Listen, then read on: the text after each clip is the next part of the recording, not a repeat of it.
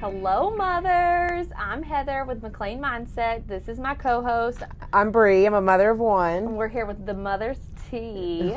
We are here to spill all the news, talk about all the things with being a mom, make it fun, a little comical. We're both pretty inappropriate, and can't wait to start this podcast and see where it takes us, or where she, probably to the trash with this one involved. Okay, all right. But anyways. We'll be there together. So tell us a little bit about yourself, co-host. So I have a new baby, 9-month-old, Okay, almost that's not 10-month-old. New to me. Oh my gosh, I mean, this is what we're going to deal with. Scars aren't even healed, so. Well, you never Scars know. on your heart? Both. Scars on my mind from how stupid you are. I'm just kidding. I needed a lot of help. This one came in clutch. Listen. No, but really. It was hard. Do you have a boy? Do you have a girl? No I have one a knows. girl. The world wants to know. I have a girl. Her name is Augustine. And I never wanted kids.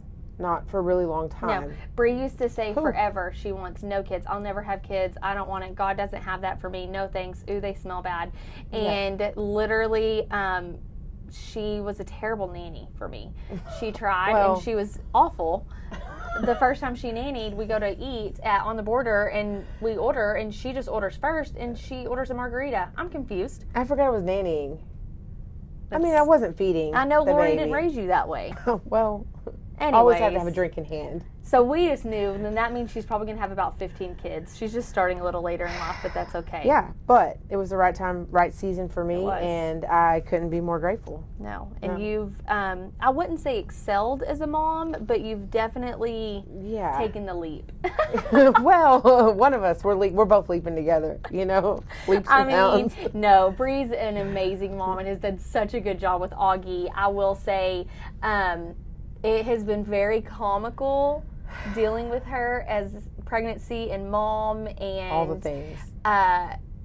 Unknowingly being one of my first McLain Mindset clients because I was there from the very beginning. Yeah. I mean, let's talk through that. Yeah. I couldn't believe that I was pregnant when I was pregnant. Definitely called you, FaceTimed you, and was like, what does this 2 lines mean? Because I'm freaking out. But you were there from the beginning, definitely. I think there was lots of questions that I had. Obviously, I had lots of questions, even knowing things about everybody having babies. 10 weeks, was pregnant 10 weeks. Started bleeding, and I was like, okay, this is the end. Like, this is the end of my pregnancy. What do I do? Freaking out, and really, it was just like dehydration, not eating, like stress, just all the normal things. So that was super helpful. Throw in a little constipation, let's be real. Everybody poops, but not when you're pregnant. Yeah, no, and that was super helpful having you there just to ease my mind that, like, okay, you're just starting out, lots of things, lots of changes. That's all going to happen and you're fine. So Bree likes to pretend like she's an all-natural, holistic, straws, save the sea, but literally has a Costco package of straws in her pantry. They're paper. And so she chose to go with Carrie Brockreed, who's an amazing midwife here in Wichita Falls, and that was great because I know Carrie from working with her previously, and so I got to go to some of Bree's OB appointments with her whenever her husband was out of town working, and Carrie and I would always wink at each other when we knew it was time for a CPS referral, but no, I'm just kidding. But it was really cool to get to be there and then help translate and educate what it means, because Bree's a registered nurse and you wouldn't know it, but she really is, and she's very smart. But when you're a mom and you're going through that, you're not a nurse. No. You're a mom. Goes out the window. First time pregnancy, all that education goes out there, and you shouldn't have to be one. You shouldn't be treated like that. Everybody should be treated as if they know nothing, because each pregnancy is completely different. Every single time it's going to be completely different, unless you're just one of those unicorn pregnant women that's awesome for you and they're all the same and you know what to expect. That's wonderful. But not no. And I have 4 children and it wasn't like that with me. They were all completely different. So there was highs and lows. There was bleeding, and we got through that. There was a lot of pain, and Bree, we went to triage together and everything was okay, and she needed that belly band. She just didn't want to believe me. No. That and being dehydrated. But it was helpful knowing that I had you there, and like, when you don't want to go to Facebook, you don't want to go to, everybody tells you, oh, just wait, it's going to get worse. You don't want to go to Facebook? Oh no, I'm Sorry, the queen of I I'm the had queen to of go in Facebook there. questions. I But know. you know, you don't want to go to Google. You don't want to go to the people that are going to be like, oh, it's the worst of the worst. The worst is yet to come. No, you want to go to somebody that's comforting and not judgmental. So having you there was just kind of like, okay, this is a dumb question. I mean, no questions are dumb, No, but no questions are none. dumb. But you still think you don't want to be judged, and so it was No. pretty good to like have you there and be like, okay, I'm having a lot of pressure, and you're like, okay, constipation. Let's start drinking, stool softeners, things like that. So it was pretty helpful. And then growing, and your body changes so Yes. much, and it's Yes. so hard to be like, is this just me being silly? Am I feeling this? Is this normal change? And so your midwife, your OB, they want to be there for you for every step of the way. That is the number one resource that you have. That is always going to be the route that you go to, but they are serving so many just in our community alone, and they want to be there for you for all the things, but don't always get the opportunity and the quickness that you need. And so I personally feel like I have great relationships with all of them, and on the same page of never overstepping scope of practice. But again, I am a registered nurse, so there is certain assessment things there and experience. And so it was great to grow with Bree and see that this was what I wanted to do, and kind of use this as this is such a need for this. If my very good friend has this need and she's a registered nurse, then how many other moms have these questions and these little needs here and there, but they're too nervous to ask? And we all know that we get nervous when we go to the doctor. We love our doctors. We want to go see them every month. And then you get there and you're like, oh no, everything's good. No, I'm okay. And then you leave and you're like, are you kidding me? I just left and I didn't even ask anything. Why didn't I ask this? Or Yeah. you remember something, or the fear of the unknown, and then you're like, I want to ask somebody that I'm comfortable with. I like them, but we're not really friends, family. Yes. Let me find somebody else. And you just don't want to have somebody that's going to be like, oh God, you're already asking that. It's day 1 or week 12 and you're asking. No. So Or comforting. it's your second or third kid and they're talking to you like you know everything, and you're like, well, I can't say I don't know what you're talking about. I don't even know what that means. What do you mean BM? Oh, bowel movement. Okay. But you go to your car and you Google. Like, stay off of Google. That's, your physicians worked hard to get the education that they have. We all worked hard to get the education that we have. We all have a specialty, so Google is a great tool for recipes and all kinds of things, but not for medical advice. So this one, that took a lot. And then when you had Augie and you went up to labor and delivery, and I got to be there for all of that. And Bree wasn't sure how she wanted a delivery, and so I think that was probably the hardest thing for you. Was going in thinking that you were going to deliver vaginally, and then it having to switch to a C-section for the health and safety of the baby and you, and then but you just being there, you know, through the entire process of labor. Like, why are we doing this? What is this meant for? What happens? Obviously I'm a worst case scenario person. I want to know the worst, try to hope for the best. But just having you there bedside made it really easy to like, okay, calm my nerves. Even when it was like, okay, I'm going to go get lunch, I'll be back.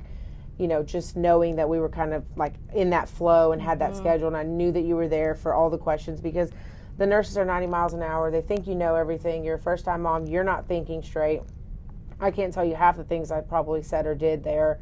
But knowing that I had that one support person outside of like my husband or my family or people that are kind of more obligated to like, okay, this is my wife, I have to be nice. I needed somebody to be real and honest and raw in that moment so that we could get to, the end result. And the nurses, I'm going to speak on behalf of nurses, as Bree will agree to this, they want to be in that room with you almost the whole time. They want to do every single thing for you. They want to educate and spend that time, and they love building relationships with you.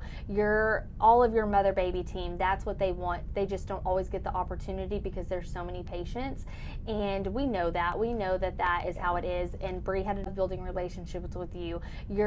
All of your mother-baby team, that's what they want. They just don't always get the opportunity because there's so many patients, and we know that. We know that is how it is, and Bree had an amazing care team taking care of her, and I loved working with them for a few years and having those relationships with them, that I got to be there, and it was a really good experience. But I will say, it was mentally hard on Bree. Oh, yeah. And I think that's something, to kind of touch on, maybe not fully, but I think to go in and say that's how that, and I mean, going in thinking you were going to have a vaginal delivery to having a C-section, how that mentally took a toll on you. Yeah, I mean, it was definitely not what I wanted. It was heartbreaking. I felt like I felt as a mother, And even working there, knowing majority of my care team, I mean, they want to take care of every patient, but, you know, they have a job to do as well. And so it was mentally taxing, and knowing that I had, you know, Heather there by my side to just kind of guide me through all of that, especially since it wasn't what I planned,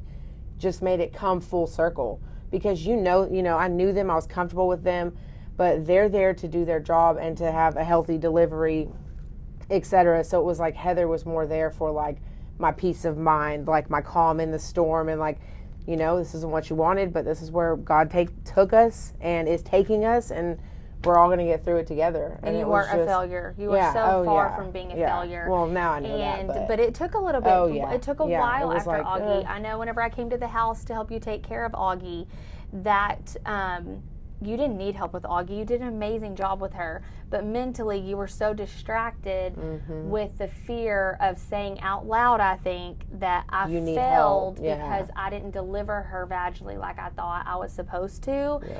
And then there's that shame, right, that's associated with saying, I feel sad after I have a baby, and why? Yeah.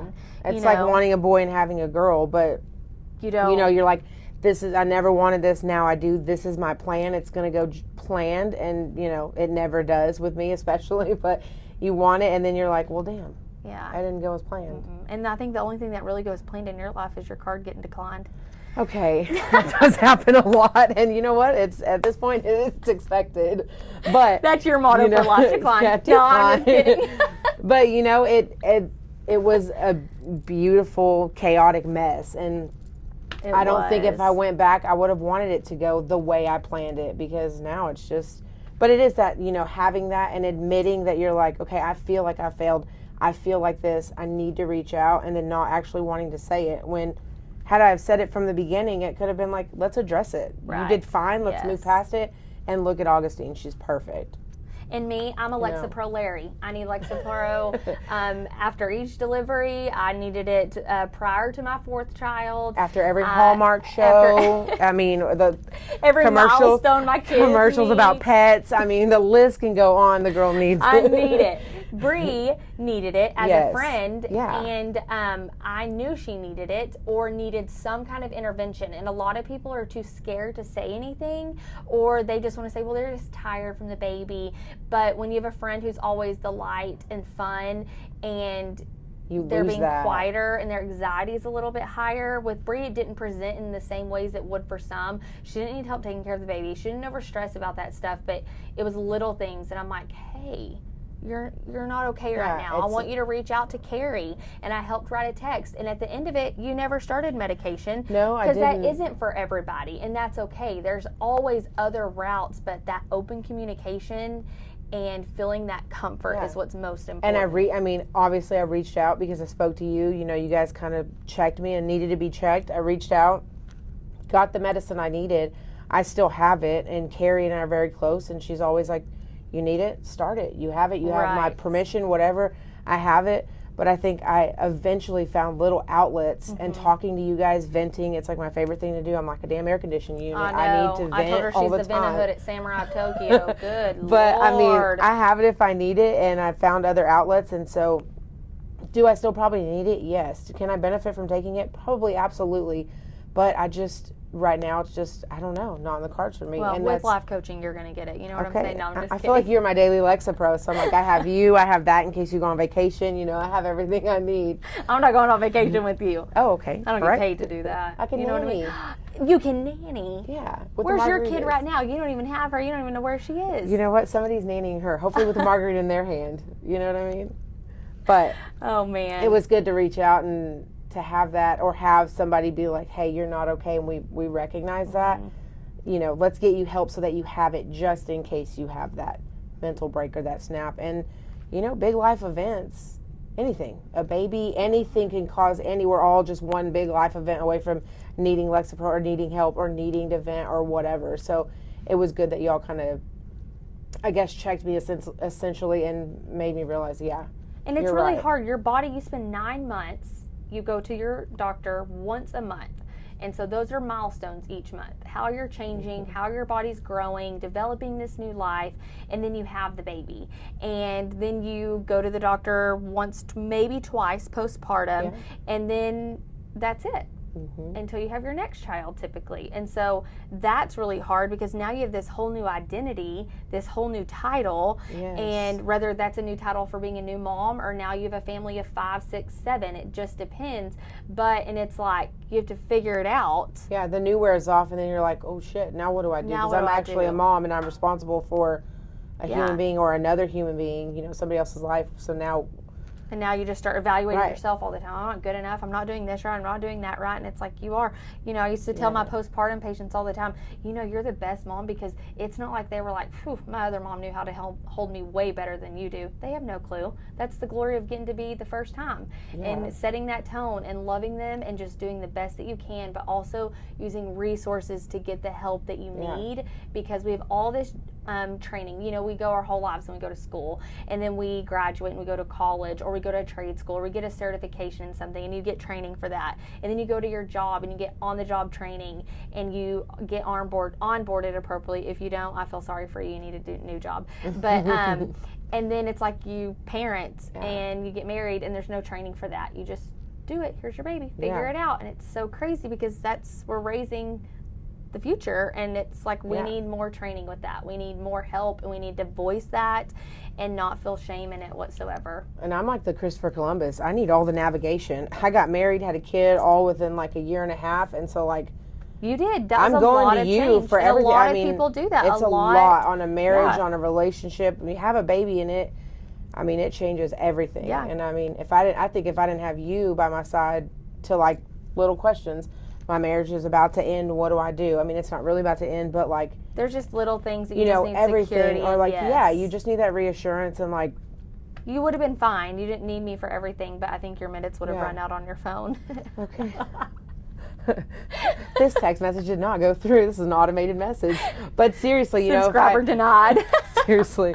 But if I didn't have you as like kind of that, mentor in life for me through all these situations. You've been married, you have 4 kids, so it kind of just really was like my saving grace, and still is, because I still. And it was just as beneficial for me. I absolutely love it. It's my favorite thing to do in the whole world. I look forward to this podcast with you. I look forward to having guests on here. We're going to go through all the parts of being a mom. Give the tea, spill it, sizzle it, dilute it, sip it. Whatever we got to do. Spill it for sure. It's going to be spilled. On us, on the table, for the world, everything. It's going to be spilled. Bring an extra shirt. I'm going to have a spray bottle to spray her when she's on my nerves. The teacups will be solo cups. We're not responsible for breaking. I will not. I'll put polka dots on it. Right, KS for K-Spade. We'll make it look fancy. Okay. We'll get koozies.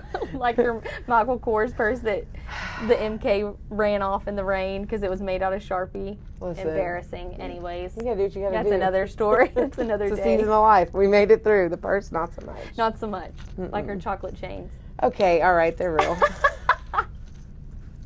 Well, thanks for listening. We hope that this was as fun for y'all to listen to and that you got something from it. And look forward to more, hopefully. There'll be more to come. So we have there's a McLain Mindset TikTok, there's an Instagram, there's a Facebook. You guys go ahead and like those, comment what you want to see from us. We'll post to all of that, every couple weeks when we do a podcast. Any co-host suggestions? We know that we're going to have Jordan McLain on one, probably Annie and Max. A little nerve-wracking for Bree to help do an interview with them. But we look forward and we want feedback. We want to know what you want to know the most. If you don't want to put it on a comment anonymously, send me a message. We'll get it on there. We don't have to have it broadcasted on who wants it, but we're so pumped for this. So thank you so much for watching.